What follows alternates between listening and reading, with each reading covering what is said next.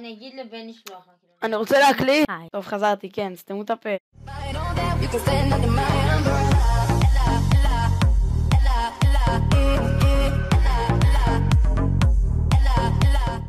טוב, וואו, זה ממש מוזר להתחיל סרטון אחרי שאיזה חודשיים לא הייתי. אז היי, הרבה זמן לא הייתי פה, יש מלא, באמת מלא סיבות, ואני אסביר הכל, אבל עזבו את זה עכשיו. בואו נתמקד במה שבאתי לדבר איתכם, על שיר שבאמת בלעדיו אני לא יכול לישון בלילה, אני לא יכול לשתות אקונומיקה, כי רק בגללו אני שותה אקונומיקה. כולכם מכירים את השיר שסנקס עשה עליו קומנטרי?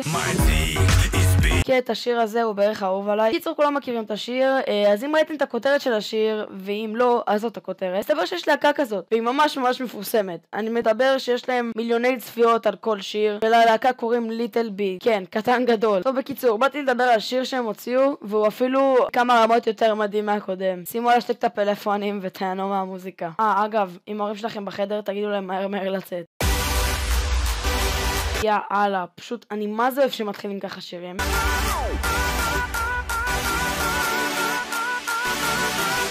פשוט יש שם יד שעושה זין והיא בתוך ניילון. למה יש שם ניילון?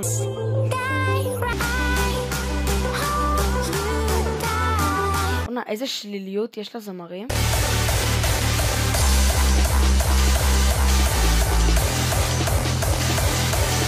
What the fuck. טוב, אני תמיד רציתי כיסא כזה ליום הולדת. טוב, פשוט אין לי מה להגיד. אין.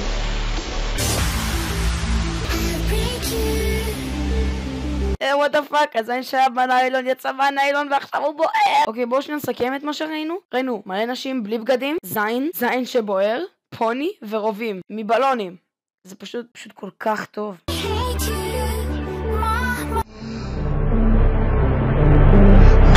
רגע. טוב, זה הגיע אני להציג אותך? למה אתה עושה לי לא עם הראש? טוב, סתום את הפה. אז ככה זה שאתה מתכונן. מה אתה עושה? אתה מפריע לי בקליפ! ככה זה שאתה מתכונן לפני קום בקונטר.